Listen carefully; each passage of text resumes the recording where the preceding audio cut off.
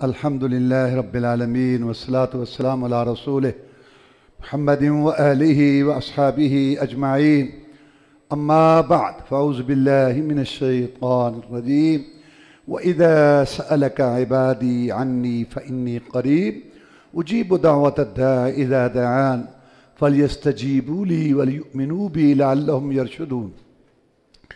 اللہ تبارک و تعالیٰ نے روزہ کا بیان شروع کیا۔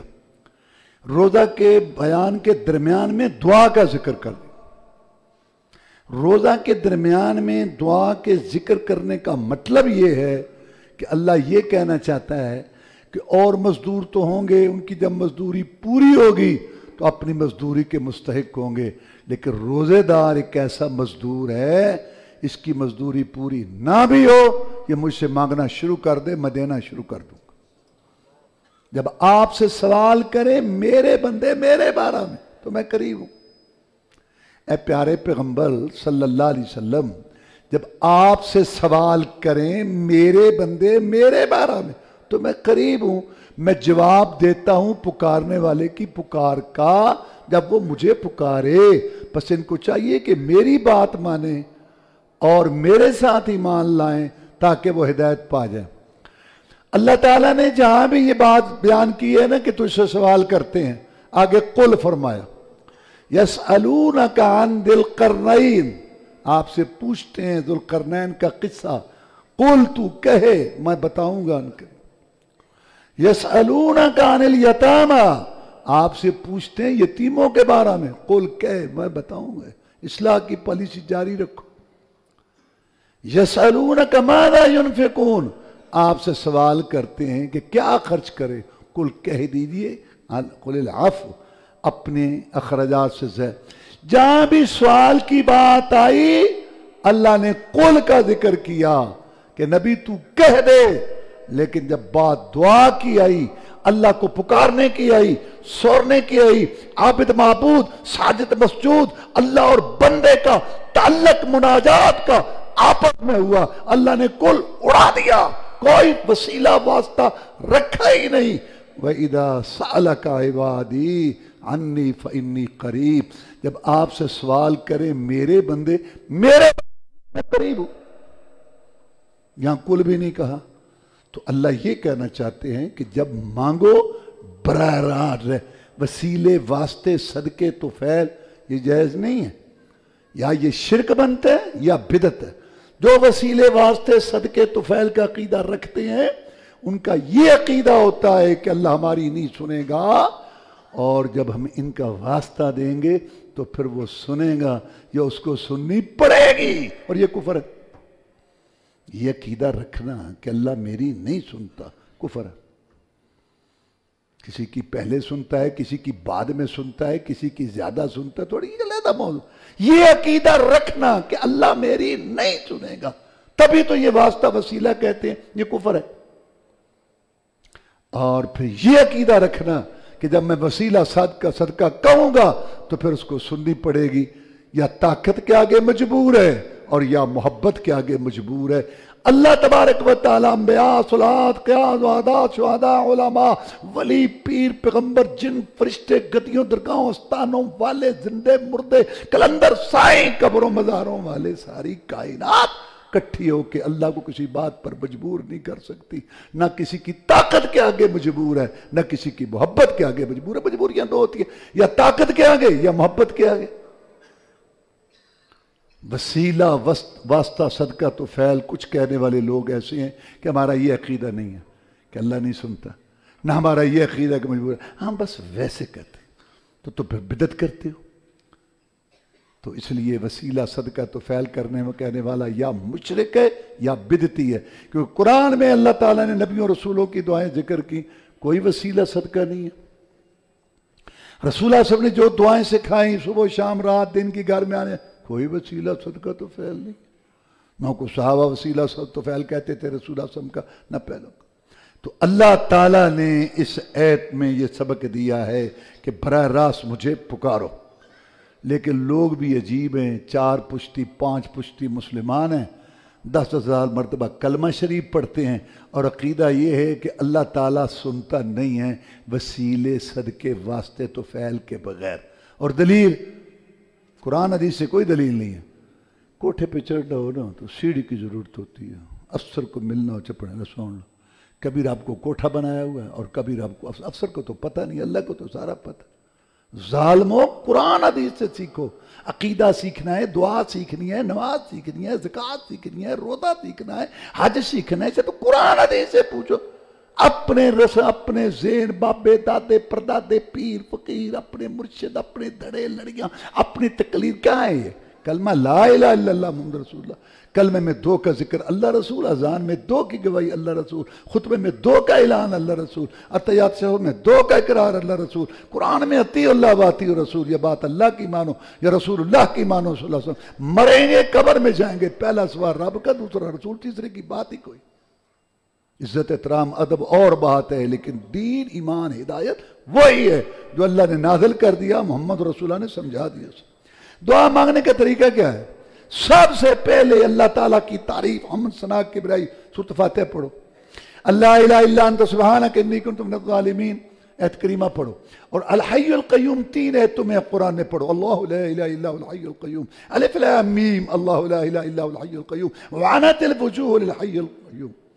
और अल्लाह तबारक की तारीफ, तौसीफ, या अल्लाह तू किबराई वाला है, अज़मत वाला है, तो हय्य क़य्यूम है, बड़ा तारीफ करो, वो इसके लायक है, खुश होता है, वो करो उसकी तारीफ।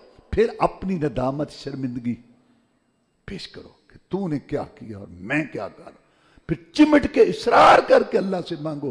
रसूलुल्लाह सल्लल्लाहु अलैहि वसल्लम, ये दुआ जाया नहीं जाती। अल्लाह इलाहा इल्ला अंत सुब्हानक इन्नी कुन्तु मिनज़ ज़ालिमीन। यूनुस अलैहिस्सलाम ने क्या कहा? या अल्लाह तेरे बगैर को सच्चा माबूद को नहीं, तू पाक है हर आजी कमजोरी से, मैंने गलती की, मुझे माफ कर दे। अल्लाह फरमाते हैं जानी पहचानी आवाज है, मेरा बंदा यूनुस बोल रहा है मछली के पेट में। और कुरान कहता है फलौला अन्नहु कान मिनल मुसब्बिहीन ललबिसा फी बतनी इला यौम युबअसून। अगर ये यूनुस नबुव्वत वाला, वही वाला, अगर हमें बराह रास्त न पुकारता, किसी और का वसीला सदका तो फैल कहता, कयामत तक मछली के पेट में रहता, बाहर आया हमें पुकारने की वजह से।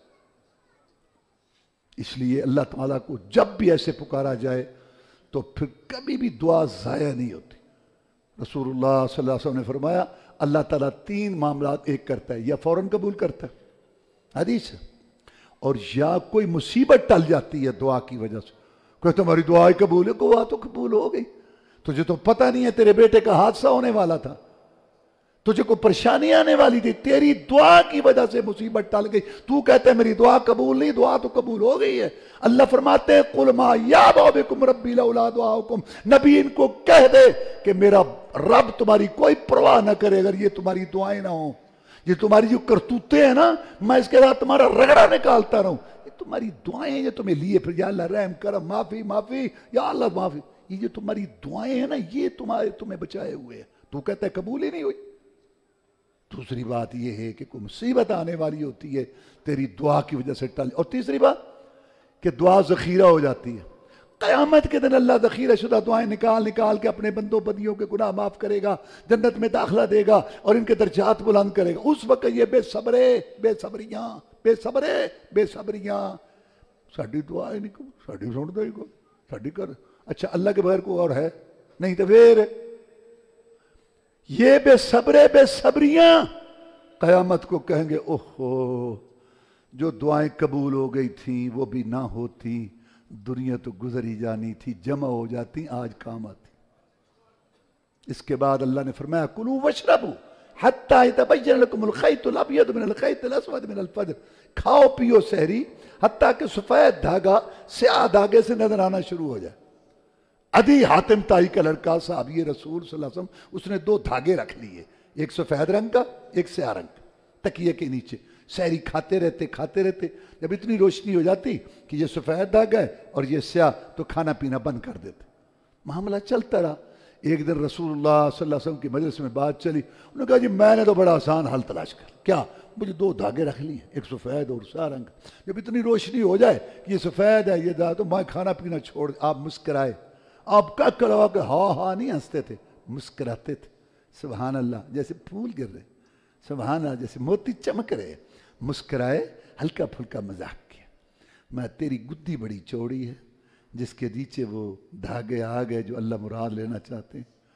تم یہ نہیں سمجھ آئی یہ صبح کا پھوٹنا ہے رات کی تاریکی سے. یہ اللہ نے سفید دھاگا صبح کو کہا ہے اور تاریک دھاگا سیاہ رات کو. اچھا یہ کون تھا؟ یہ صحابی رسول تھا. یہ قرآن کا گواہ تھا. یہ رسول اللہ کا شاگرد تھا. اور یہ عربی دان تھا، فصیح بلیغ تھا، سردار تھا، سردار کا بیٹا تھا. یہ قرآن کی آیت کا معنی نہیں سمجھ سکا جب تک قرآن والے نے نہیں سمجھایا. یہ ہماری یہ دعوت ہے. کوئی لڑائی نہیں، کوئی جھگڑا نہیں، یہ دعوت ہے. مسلمانوں کلمہ پڑھتے ہو نا، قرآن کو جیسے ماننا فرض ہے ایسے یہ بھی فرض ہے قرآن کو ایسے مانو جیسے قرآن والے نے منوایا. یہ فرقہ واریت کو ختم کرنے والی بات ہے. یہ دیکھو صحابی رسول ہے، قرآن کا گواہ ہے، رسول اللہ کا شاگرد ہے، لیکن قرآن کی آیت کا معنی نہیں سمجھ سکا جب تک قرآن والے نے نہیں سمجھایا. مسئلہ مسلمانوں میں فرقہ واریت کا یہ ہے کہ مسلمان قرآن پڑھتے ہیں، کوئی معنی اس کو عربی کے زور پر، رسم رواج کے زور پر، باپ دادا کے زور پر، امام کا قول، مفتی کا فتویٰ، پیر و مرشد کا ارشاد، سوسائٹی کا تقاضا، من خواہ صوفی ازم، اپنے اپنی ویسے عید کا یہ معنی بھی ہو سکتا ہے. ہاں ویسے یہ بھی ہو سکتا ہے. کون ہے تم؟ وہ خالق مالک رازق ہے، اس نے قرآن اتارا جس کو اس نے بڑا بتا کے بھی وہ بتائے گا. یہ معنی بھی ہو سکتا. قرآن کے مفسر بنے بیٹھے ہیں یہاں پاکستان ہندوستان میں جن کو قرآن کی زبان نہیں آتی. یہ ہے اصل مسئلہ مسلمانوں کی فرقہ واریت کا. ہونا یہ چاہیے کہ قرآن کا معنی وہی معتبر ہوگا جو اللہ نے سمجھایا یا رسول اللہ صلی اللہ علیہ وسلم کی مدد کچہری میں طے ہوا، عربی کے دور پر، رسم رواج کے دور پر، سائنس کے دور پر اور برادری کی باتوں کے دور پر، امام کے قول، مفتی کے فتوے، پیر و مرشد کے ارشاد، ان کو سامنے رکھ کے قرآن کا معنی متعین نہیں ہوگا. قرآن کا معنی وہی متعین ہوگا جو محمد کی کچہری میں طے ہوا صلی اللہ علیہ وسلم. اس کا اتفاق کر لیں سارے مسلمان. اللہ کی قسم صبح کی اذانوں سے پہلے ساری فرقہ پرستی ختم. لوگ پڑھتے قرآن ہے اور اپنی اپنی اینکیں چڑھائی ہوئی ہیں. دیکھو آپ سیاہ اینک چڑھائیں گے، ہر چیز سیاہ. آپ سبز اینک چڑھائیں گے، ہر چیز. اگر تقلید کی اینک ہوگی حنفیت کی، شافیت کی، نقشبندیت کی، بریلیت کی اور سہروردیت کی، وہابیت کی، اپنے اپنے علاقے کی اینکیں، تو تمہیں قرآن ہے. اور ساری اینکیں اتار کے اگر اس کو اصل میں دیکھو گے اللہ رسول کے فرمان کی روشنی میں آپ کو عقیدہ بھی واضح ہو جائے گا، نماز بھی واضح ہو جائے گا. اس کے بعد اللہ نے رشوت کا مسئلہ بیان کیا. فما ولا تأكلوا أموالكم بينكم بالباطل وتدلوا بها إلى الحكام لتأكلوا فريقا من أموال الناس بالإثم وأنتم تعلمون. رشوت حرام. حدیث میں رشوت لینے والا اور دینے والا جہنمی. رشوت حرام جو کھاتے ہیں. لیکن سوال یہ کہ رشوت ہے کیا؟ رشوت تو حرام ہے، رشوت ہے کیا؟ قرآن کہہ رہا ہے رشوت وہ ہے کہ آپ کسی کا مال لینے کے لیے، کسی کا مال ہڑپ کرنے کے لیے حاکموں کو، افسروں کو پیسہ دیں. یہ رشوت ہے. اگر آپ کا پلاٹ ہے، آپ کی دکان ہے، آپ کی زمین ہے، وہ آپ کے نام نہیں لگا رہا، وہ پیسے مانگتا ہے آپ سے، ساری دنیا کو پتہ ہے کہ آپ کا پلاٹ ہے لاکھوں کا، کروڑوں کا. آپ کہتے ہیں یار تم ملازم ہو، چھوڑو. نہیں، آپ اس کو جو پیسے دے رہے ہیں یہ رشوت نہیں ہے. لینے والے کے لیے ہر صورت جرم، ہر صورت جرم لینے والے. لیکن دینے والا کب مجرم ہے؟ جب رشوت دے. اپنا پلاٹ، اپنی زمین، اپنی دکان، اس پر آپ سے کوئی پیسہ لیتا ہے، حرام لیتا ہے، کھاتا ہے، یہ رشوت نہیں ہے. جیسے آپ جا رہے ہیں، کتا آپ کو کاٹنے کے لیے آتا ہے تو آپ اس کے سامنے روٹی پھینک دیتے ہیں، یہ رشوت ہے. آپ جا رہے، ڈاکو آ گئے، لاؤ موبائل. اب 15-20 ہزار کا موبائل بجا، اس میں 5,500 روپیہ جان چھوڑ میری قدر لیا، یہ رشوت ہے. اپنی زمین، اپنا پلاٹ، اپنی جائز چیز تمہیں نہیں مل رہی اور تم پیسے دیتے ہو جو تمہارا حق نہیں، یہ رشوت نہیں. تو لینے والا ہر صورت مجرم، دینے والا کب مجرم؟ جب وہ رشوت دے. رشوت کب؟ جب دوسرے کا مال لیا جائے، دوسرے کا مال ہڑپ کیا جائے. میں نے یہ وضاحت اس لیے کی، اور یہ ہونی چاہیے کہ کئی لوگ بڑے نیک ہوتے ہیں، وہ یہ سمجھتے ہیں کہ یار پلاٹ جاتا ہے تو جائے تو رشوت. اچھا کون چھوڑے کروڑوں کا پلاٹ؟ کئی نہیں چھوڑتے، وہ سمجھتے ہیں ہم رشوت دے، الگ رشوت نہیں ہوتی۔ جب وہ یہ سمجھتے ہیں کہ ہم رشوت دے رہے ہیں، پھر جہاں اصل رشوت ہے وہاں بھی دے دیتے ہیں۔ اگر ان کو یہ پتا ہو کہ جو تم نے پہلے دی تھی وہ رشوت نہیں تھی تو کتنے بچ جائیں گے۔ تو جب وہ کہتے ہیں کہ ہم نے پہلے بھی تو رشوت دی تھی، تو اب جہاں بنتی ہے رشوت وہاں بھی دے دیں گے۔ تو یہ ضروری ہے کہ آدمی کو پتا ہو۔ حضرت عمر فرماتے ہیں رضی اللہ تعالیٰ کہ جہلیت کا پتہ ہونا چاہیے، جہلیت کا پتہ نہ ہو تو انسان اس سے نہیں بچ سکتا۔ تو اس کے بعد اللہ تعالیٰ نے جہاد کا مسئلہ بیان کیا کہ اللہ کی راہ میں لڑو، وَقَاتِلُوا فِي سَبِيلِ اللَّهِ الَّذِينَ يُقَاتِلُونَكُمْ وَقَاتِلُوا فِي سَبِيلِ اللَّهِ الَّذِينَ يُقَاتِلُونَكُمْ، جو تم سے لڑتے ہیں تم بھی ان سے لڑو۔ اور آگے مالی جہاد بیان کیا کہ انفقوا فی سبیل اللہ ولا تلقوا بأیدیکم الی التہلکہ، کیونکہ جہاد مال کے بغیر تو نہیں ہوتا نا۔ ابو ایوب انصاری رضی اللہ عنہ بڑا صحابی، بوڑھا 80 سال عمر ہے، تو جہاد شروع ہوا رومیوں کے خلاف، تو کہتے ہیں میں جاؤں گا۔ تو بچوں نے کہا ابو بڑے جہاد کی ہے، اب تمہاری کوئی عمر ہے؟ نہیں، تیاری کرو، میرے تیر ٹھیک کرو، تلوار ٹھیک کرو۔ بوڑھا صحابی جہاد میں جائے گا۔ ابو ایوب انصاری 80 سال کی عمر بھی جہاد میں گئے۔ وہاں جہاد ہو رہا تھا رومیوں سے، ایک آدمی کو جوش آیا، کافروں کی صف میں گھس گیا تلوار لے کر۔ لوگ کہنے لگے اوہ اس نے تو اپنے آپ کو ہلاکت میں ڈال دیا، اور اللہ فرماتا ہے وَلَا تُلْقُوا بِأَيْدِيكُمْ إِلَى التَّهْلُكَةِ، اپنے آپ کو ہلاکت میں نہ ڈالو۔ بوڑھا صحابی پلٹا، چپ، قرآن کا معنی غلط نہ کر، رسول اللہ صلی اللہ علیہ وسلم کا صحابی کھڑا ہے، رسول اللہ صلی اللہ علیہ وسلم کا شاگرد کھڑا ہے، یہ نہیں مطلب جو تم میں لے رہے ہو۔ اللہ نے کہا تھا اپنے آپ کو ہلاکت میں نہ ڈالو، یہ ہمارے بارے میں آیت آئی، ہم انصاری تھے، ہم نے جہاد کیا رسول صلی اللہ علیہ وسلم کے ساتھ مل کے کافروں سے، ادھر سے آئے ادھر گئے، ادھر سے آئے ادھر گئے، ادھر سے آئے ادھر گئے۔ جب کچھ امن امان ہو گیا، فتوحات ہو گئیں، ہم نے سوچا اپنے باغات ٹھیک کر لیں، کچھ زمینیں ٹھیک کر لیں، کچھ اپنی دکانداری سیدھی کر لیں، جو جہاد کی وجہ سے اس میں خسارہ آیا۔ اس وقت اللہ نے یہ آیت اتاری، پہلے آبادی والے کام کر رہے تھے، اب ہلاکت میں ڈال رہے ہو اپنے آپ کو۔ تو صحابی نے بتایا کہ ہلاکت یہ ہے کہ جہاد کی سوچ نہ رکھنا، جہاد کی تیاری نہ رکھنا، جہاد کے لیے کام نہ کرنا، اپنا کام، کاروبار، دنیا، پیسہ، پیٹ پلیٹ اسی میں رہنا، تو پھر کیا ہوگا دشمن۔ یہی ہوا ہمارے ساتھ، 200 سال مسلمانوں نے غفلت کی زندگی گزاری، جہاد کو چھوڑ دیا، انہوں نے 52 بنا بنا کے ہمارے اوپر چڑھ گئے۔ اب ایسا اسلحہ ان کے پاس ہے جو ہمارے پاس نہیں ہے، اور ہم ان سے ڈر کے تو ان کی باتیں مانتے ہیں۔ یہ تباہی والی راہ ہے جس کو تم آبادی والی سمجھتے ہو، اور جس کو تم آبادی والی سمجھتے ہو یہ تباہی والی راہ ہے۔ قرآن نے یہ بات سمجھائی۔ اس کے بعد حج کے مسائل ہیں۔ آگے اللہ نے فرمایا لوگ 2 قسم کے ہوتے ہیں، ایک صرف دنیا مانگتے ہیں، فَمِنْهُمْ مَنْ يَقُولُ رَبَّنَا آتِنَا فِي الدُّنْيَا وَمَا لَهُ فِي الْآخِرَةِ مِنْ خَلَاقٍ، یا اللہ دنیا آخرت کی چھٹی، کیونکہ انہوں نے آخرت مانگی ہی نہیں۔ اور ایک وہ ہے وَمِنْهُمْ مَنْ يَقُولُ رَبَّنَا آتِنَا فِي الدُّنْيَا حَسَنَةً وَفِي الْآخِرَةِ حَسَنَةً وَقِنَا عَذَابَ النَّارِ، یا اللہ ہماری دنیا بھی اچھی کر، ہماری آخرت بھی اچھی کر، جہنم سے بھی بچا۔ پہلے اللہ، پہلے رسول، پہلے نماز کی پابندی، پہلے حلال حرام کی سوچ، پہلے دین، پہلے ایمان، پہلے سچ، پہلے امانت، دوسروں کا خیال، نماز کی پابندی، دین کے کام جو ذمہ دار ہیں وہ کرے، اور پھر جو مال آئے کروڑوں اربوں آ جائے الحمدللہ نعمت، بناؤ آخرت، کھاؤ پیو، اس سے فائدہ اٹھاؤ۔ لیکن اللہ نہیں، رسول نہیں، دین نہیں، ایمان نہیں، پیسہ پیسہ پیسہ، اس کے گریبان پکڑ، ادھر مار ادھر مار، نہ امانت، نہ خیال، نہ صلہ رحمی، نہ رشتہ داری، نہ حق، نہ حقوق، دولت، پیسہ پیسہ، ادھر ہر وقت لڑتا ہے اور حرام حلال اکٹھا کرنے میں لگا رہتا ہے، نہ نماز نہ اللہ۔ یہ دنیا مردار، اس کے طلب کرنے والے کتے۔ اس کے بعد اللہ تبارک و تعالی نے یہ بات بیان کی کہ آزمائشیں آئیں گی۔ ام حسبتم ان تدخلوا الجنۃ ولما یاتکم مثل الذین خلوا من قبلکم ومستهم البأساء والضراء وزلزلوا حتى يقول الرسول والذین آمنوا معه متى نصر اللہ الا ان نصر اللہ قریب۔ جناب خباب آئے، رسول اللہ صلی اللہ علیہ وسلم کعبہ کی دیوار کے ساتھ ٹیک لگا کے بیٹھے تھے، دعا کرو، بڑے دشمن ظلم کرتے ہیں، جس کا دل چاہتا ہے پکڑ لیتے ہیں، گھسیٹتے ہیں، مارتے ہیں، دعا کرو اللہ مصیبتیں دور کر۔ آپ دیوار سے ٹیک لگائے ہوئے تھے، ٹیک چھوڑ کے سیدھے بیٹھ گئے، بس بس گھبرا گئے۔ پھر آپ نے یہ عہد پڑھی، تم نے گمان کر رکھا ہے کہ تم جنت میں یوں ہی چلے جاؤ گے، ابھی تک تو تم پر وہ مصیبتیں تکلیفیں نہیں آئی جو نبیوں رسولوں پر آئی تھی، اور ایمانداروں پر چیخ اٹھے رسول بھی اللہ کی مدد کب آئے گی۔ یہی وقت ہوتا ہے مدد آنے کا۔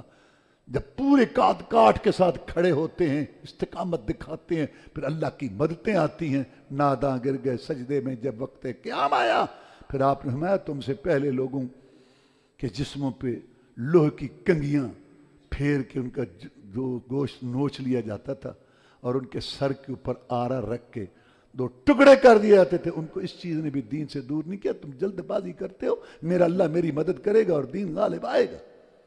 آگے جہاد کا مسئلہ فرمایا کتب علیکم القتال وهو کرہ لکم. جیسے فرمایا نا کتب علیکم الصیام، تو پر روزے فرض ہو گئے. جیسے فرمایا ان الصلاۃ کانت للمؤمنین کتابا موقوتا، کہ نماز مومنوں پر مقرر اوقات میں فرض ہے. کتاب کا لفظ ہے، روزے میں بھی. ایسے فرمایا کتب علیکم القتال، تم پر لڑائی بھی، دشمن لڑائی بھی فرض کر دی گئی، لیکن وہ تمہیں ناپسند ہے. نماز میں نہیں کہا ناپسند ہے، پڑھتے ہو ہیں. یہ نہیں کہا کہ تم جو ہے اس کے اندر روزہ تم ناپسند ہے، لیکن جہاد ناپسند ہے، جان مال دینی پڑتی. اس کے بعد اللہ تعالیٰ نے یہ بات ارشاد فرمائی کہ مرتد لوگ جو ہیں نا ان کے عمل ضائع. 3 قسم کے لوگ ہیں جن کے عمل ضائع. مشرک 100 سال کی عبادت تو 1 منٹ کا شرک کر کے مرے، 100 سال کی عبادت کا بیڑا غرق. 100 سال کی عبادت تو مرتد ہو کے مرے، 100 سال کی عبادت کا بیڑا غرق. 100 سال کی عبادت تو بدعتی ہو کے مرے، 100 سال کی عبادت کا بیڑا. مشرک، مرتد، بدعتی، ان کے اعمال ضائع. اس کے بعد اللہ نے فرمایا نکاح کرو نا لڑکیوں سے، مشرک عورتوں سے نہ کرو. مومنہ کالی کلوٹی لونڈی وہ بہتر ہے حسین جمیل سے، موتیوں جیسی مشرکہ سے. اور اگر تم نے اپنی بیٹی اور بہن کا نکاح کرنا ہے تو مشرک مردوں سے نہ کرو. لوگ برادریاں دیکھتے ہیں بے نما، پھر ساری عمر روتے ہیں. رسول اللہ فرمایا 4 وجہ سے شادی کی جاتی ہے حدیث میں، یا حسن، خاندان، مال، دین. یہ 4 چیزوں کو لوگ دیکھتے ہیں. اے میری امتی تو دین کو پہلے رکھ. پہلے دین ہو، توحید، عقیدہ، نماز کی پابندی، شرافت، پردہ، یہ پہلے ہو. پھر اگر حسن ہے، مال ہے، خاندان ہے تو ٹھیک ہے. پہلے دین کو. لوگ مال، حسن کو، برادری کو آگے رکھتے ہیں اور پھر روتے ہیں. ہم نے بڑے سنے اور رو رہے. اس کے بعد اللہ تعالیٰ نے میاں بیوی کے مسائل، نکاح کے مسائل، طلاق کے مسائل، عدت کے مسائل، دودھ پینے کے مسائل، مہر کے مسائل، یہ تفصیل سے بیان کی. اس کے بعد نماز کا مسئلہ بیان کیا کہ دنیا میں انہی چیزوں میں نہ لگ جاؤ، میاں بیوی اور بیٹھنا اٹھنا نہیں. نماز حافظوا علی الصلوات والصلاۃ الوسطی وقوموا للہ قانتین. میں حفاظت کرو نمازوں کی، خاص طور پر عصر کی نماز، یہ درمیانی نماز. اس کا ذکر خاص طور پر کیوں کیا؟ بڑے بڑے نمازیوں کی یا عصر کی نماز رہ جاتی ہے یا لیٹ ہو جاتی ہے. صبح بھی اٹھ کے ماشاءاللہ کام شروع ہو گیا، زور تک کافی، پھر امید ہوتی ہے کہ ابھی دن باقی ہے، لوگ نماز پڑھتے ہیں جن کو اللہ توفیق دی. مغرب کے ٹائم بھی کام ختم کرنے کا سب سے زیادہ مسئلہ عصر کا ہوتا ہے. چلے گئے تو کام رہ جائے گا، حالانکہ اس سے بڑا کوئی کام کوئی نہیں. نماز تو بڑے بڑے نمازیوں کی یا رہ جاتی ہے یا لیٹ. رسول اللہ منافق دیکھتا رہتا ہے ابھی سورج ہے، ہاں ابھی ہے سورج، ابھی ہے، بس ٹائم دیکھتے رہتے ہیں. اور بالکل جب سورج غروب ہونے لگتا ہے تو آ کے پڑھتے ہیں. فرمایا یہ منافقوں کا ٹائم ہے. ینکرک دیگ، مرغی کی طرح یہ ٹھونگے مارتا ہے. اور پھر عصر کی نماز کے متعلق رسول نے فرمایا جس کی عصر کی نماز رہ گئی اس کے مال، گھر، اولاد، ایسے سب جو دکان آگ لگ گئی. عصر کی نماز رہ گئی برابر. بخاری شریف میں ایک اللہ کا نبی جہاد کر رہا تھا تو سورج رک گیا، اس کے لیے اس نے دعا کی تھی کیونکہ جہاد مکمل ہوگا. اگر اب نماز عصر پڑھتے ہیں تو جہاد رہ جاتا ہے، شہر فتح ہونے والا تھا. تو حدیث میں ہے بخاری شریف میں کہ سورج رک گیا، نبی اور اس کے ساتھیوں نے جہاد مکمل کیا، پھر عصر کی نماز پڑھی، پھر سورج چلا. کبھی نہیں رکا. رکا تو جہاد کے لیے یا عصر کی نماز کی. اس سے آپ اندازہ لگائیں کہ یہ کتنی اہم ہے. آگے اللہ نے فرمایا نماز میں اللہ نے رعایتیں دے دی، چھٹی نہیں دی.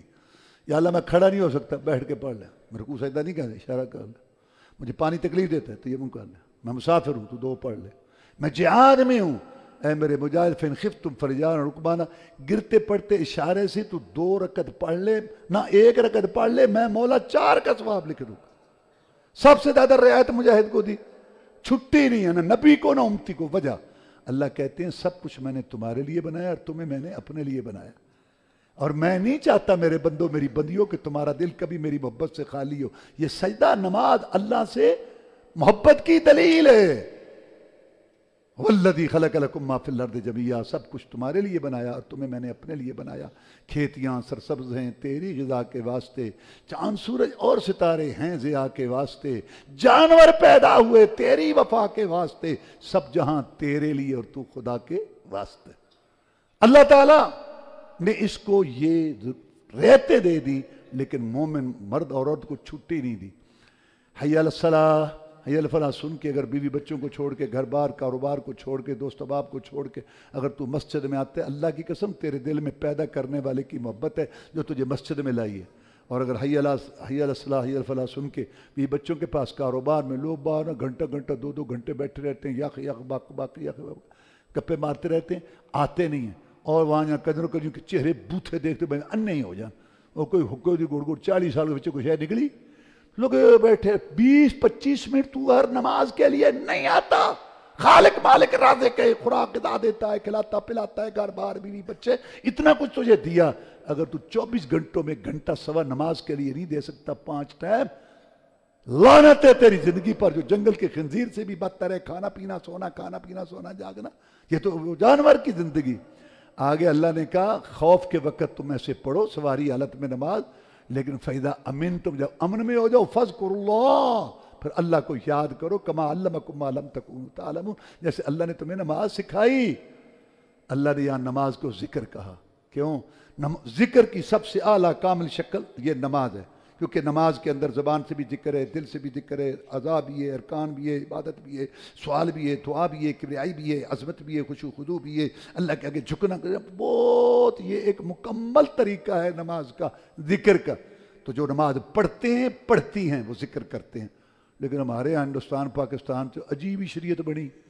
کہتے مولوی صاحب ہاں بندے نے نماز تک کدے نہیں پڑھی، مسیتے تک کدے نہیں آیا، ذکر بڑا کرتا. پچھلی رات ہی کچھ ذکر کچھ جلیاں ہو.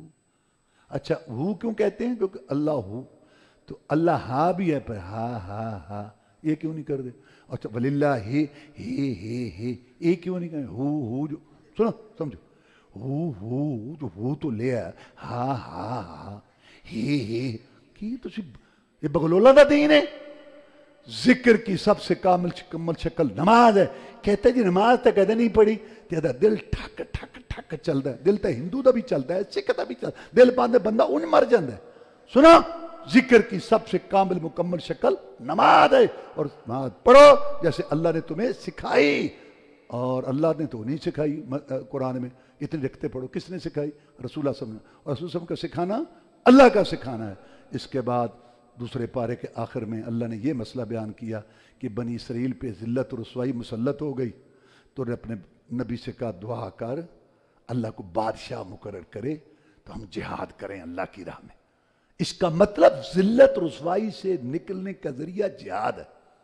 جہاد یہ ہے ایک چیز جو ذلت رسوائی سے نکالنے. تو بادشاہ مقرر ہوا تو کہنے لگے یہ تو اس کے پاس تو مال نہیں ہے. نہیں کہا اس کے پاس علم بھی ہے، ہنر بھی ہے اور جسمانی طور پر بھی مضبوط ہے. اور وہ تھا طالوت. تو وہ جب چلا لشکر لے کے جب چلا جالوت سے لڑنے کے لیے تو اس نے اللہ کے حکم سے آزمائش کی کہ یہ نہر آ رہی ہے پانی کی، اس سے پانی زیادہ پیٹ بھر کے نہیں پینا، تھوڑا سا چلو پیو. جو چلو پیے گا وہ میرے ساتھ ہے، جو پیٹ بھر کے پیے گا وہ میرے ساتھ نہیں ہوگا. سب نے پی کے سارے وہاں آفرے پڑے تھے. اور چند تھے جو آگے کتنے 313 وہ بدر والے جتنے بدر میں تھے اتنے وہاں آگے گئے. تو انہوں نے کہا ان سے نہیں ہم لڑ سکتے، وہیں پڑے رہے. انہوں نے کہا کم من فئۃ قلیلۃ، کتنی قلیل تھوڑی جماعتیں ہیں جنہیں دنیا کی بڑی بڑی طاقتوں کو الٹ کے رکھ دیا. ابھی قریب میں روسی بھاگے اور پھر امریکی بھاگے. چلو اور انہوں نے پھر دعا کی ربنا افرغ علینا صبرا وثبت اقدامنا، یا اللہ ہم پر صبر انڈیل دے، آگے پیچھے دائیں بائیں صبر ہو، وثبت اقدامنا، ہمیں یا اللہ ثابت قدمی دے، فانصرنا علی القوم الکافر، کافر ہماری مدد فرما.